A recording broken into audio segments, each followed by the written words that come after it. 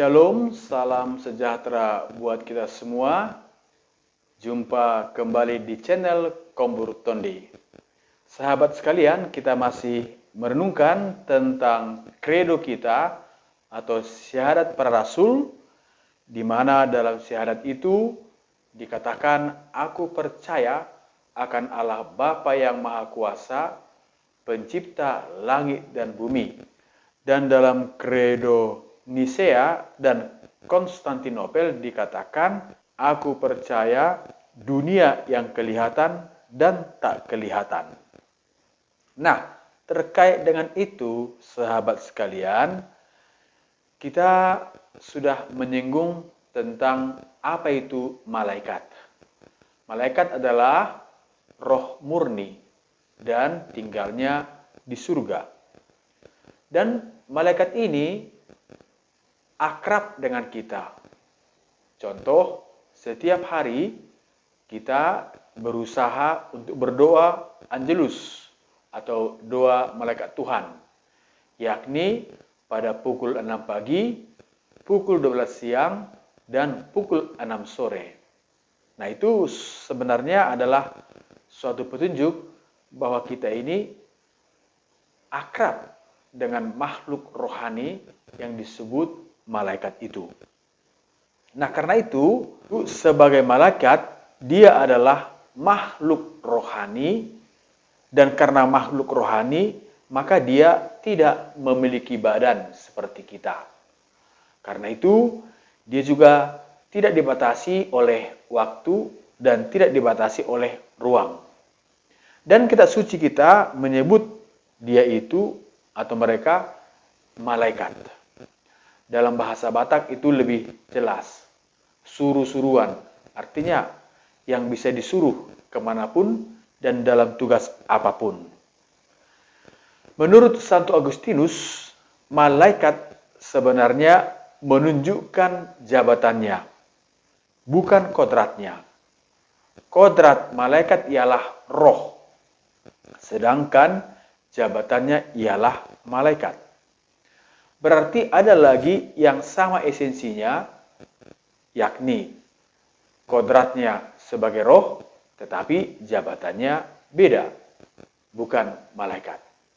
Misalnya, orang-orang kudus yang telah jaya di surga, mereka tentu adalah roh. Walaupun mereka sudah memiliki badan yang baru, tetapi mereka adalah roh. Tetapi jabatan mereka bukanlah malaikat. Malaikat adalah pelayan dan pesuruh Allah. Dalam Matius pasal 17 ayat 10 dikatakan demikian. Ingatlah, jangan menganggap rendah seorang dari anak-anak kecil ini. Karena aku berkata kepadamu, ada malaikat mereka di surga yang selalu memandang wajah Bapakku yang di surga. Nah, ini dikatakan Yesus terkait dengan bagaimana mengasihi atau mencintai anak-anak. Anak-anak tidak boleh dimarahi, tidak boleh diperlakukan seperti orang dewasa, karena mereka masih kecil, masih polos. Nah, karena itu, Yesus menegaskan mereka mempunyai malaikat. Ada malaikat mereka di surga yang selalu memandang wajah Bapakku yang di surga. Kira-kira artinya ialah bahwa malaikat-malaikat itu adalah malaikat pelindung yang melindungi anak-anak ini, supaya anak-anak itu dijaga, dijauhkan dari mara bahaya. Sebagai makhluk rohani atau makhluk rohani murni, malaikat itu mempunyai akal budi dan kehendak. Hanya tidak mempunyai badan. Ada akal budi berarti bisa berpikir dan mempunyai kehendak, kemauan. Mereka adalah wujud pribadi dan tidak dapat mati.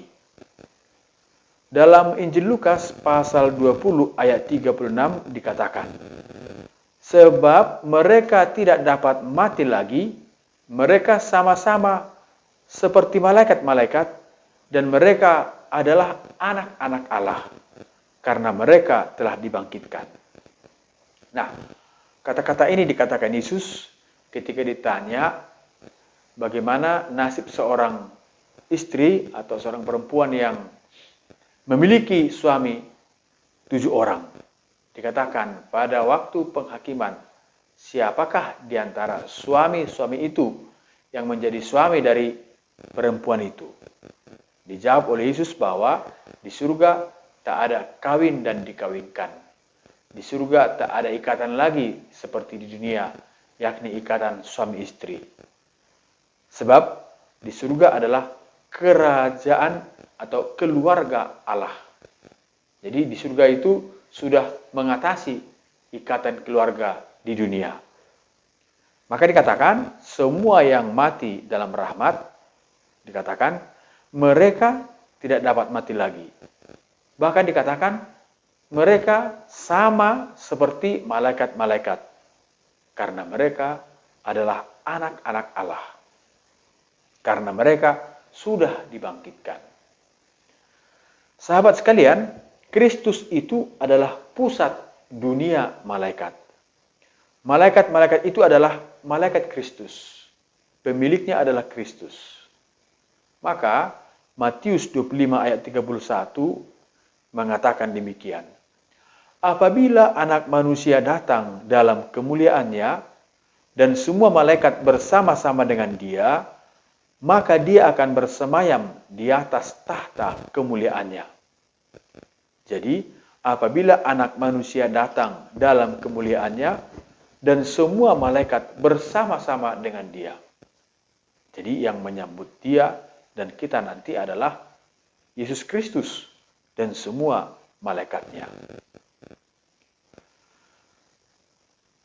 Para malaikat itu adalah milik Tuhan Yesus karena para malaikat diciptakan oleh Dia dan untuk Dia. Yang menciptakan juga adalah Allah dalam 3 pribadi itu. Maka dikatakan karena para malaikat diciptakan oleh Dia dan untuk Dia. Dalam surat Paulus kepada umat di Kolose pasal 1 ayat 16 dikatakan, karena di dalam Dia telah diciptakan segala sesuatu yang ada di surga dan yang ada di bumi, yang kelihatan dan yang tak kelihatan, baik singgasana maupun kerajaan, baik pemerintahan maupun penguasa, segala sesuatu diciptakan oleh Dia dan untuk Dia. Karena para malaikat adalah milik Tuhan Yesus, maka malaikat-malaikat itu adalah pesuruh rencana keselamatannya. Kitab Ibrani pasal 1 ayat 14 mengatakan demikian. Mereka adalah roh-roh yang melayani, yang diutus untuk melayani mereka yang harus memperoleh keselamatan. Jadi sekali lagi di sini malah ditegaskan esensinya.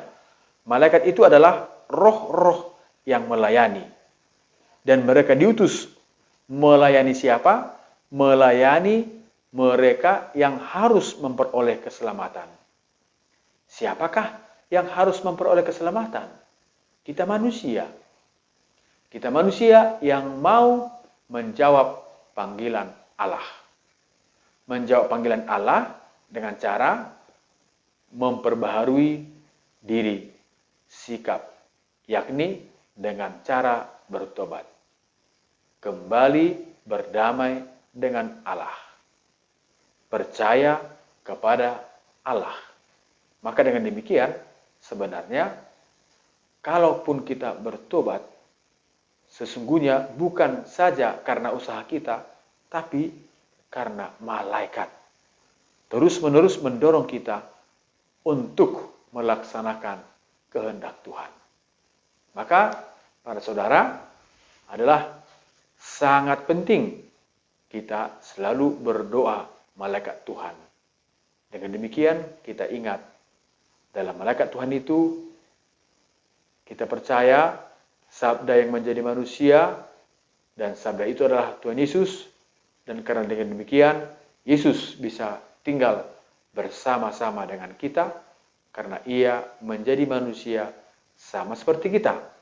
Walaupun sesudah kebangkitannya, dia kembali kepada kemuliaannya, tetapi dia juga menyuruh Roh Kudus untuk melindungi kita, menjaga kita, dan mengingatkan kita akan apa yang pernah diajarkan kepada para rasul yang ditulis dalam kitab suci.